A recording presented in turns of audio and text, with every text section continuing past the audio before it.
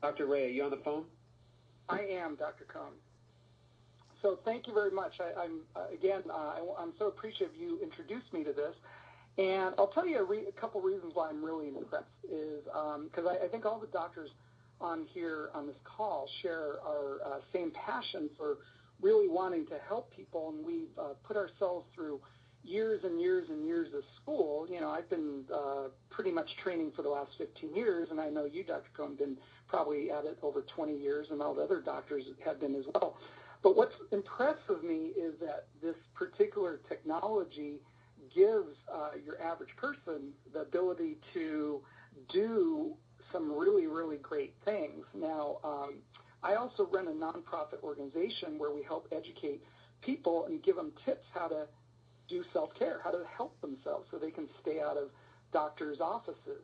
And so this is kind of what that really is all about. But let me give you a little story. It's actually not my story. It's a story of one of my colleagues up in Portland, Dr. Alan Connect. One of his patients called me and was so excited she had to tell me this story, so hopefully I can share this with you. But anyway, it's this woman, and she'd actually seen Dr. Allen about a month ago, and she had an autoimmune thyroid issue, and he wanted her for a couple minutes. She had a profound change.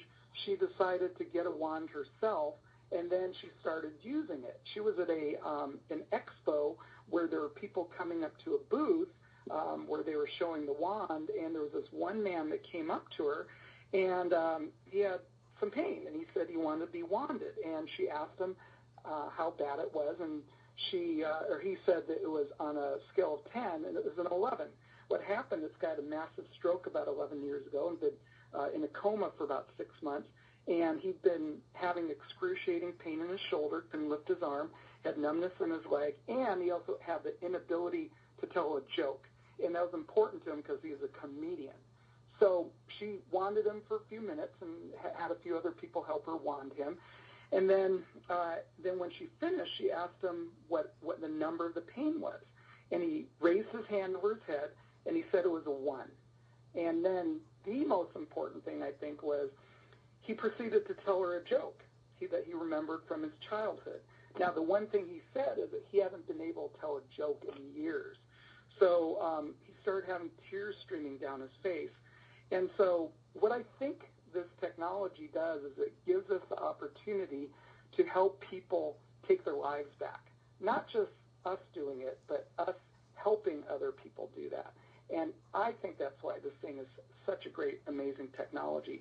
In addition to us helping all the patients in our clinics with all the really great stuff we do, but we're able to take what our mission is, which is to have a broader scope of reaching people and increasing their health.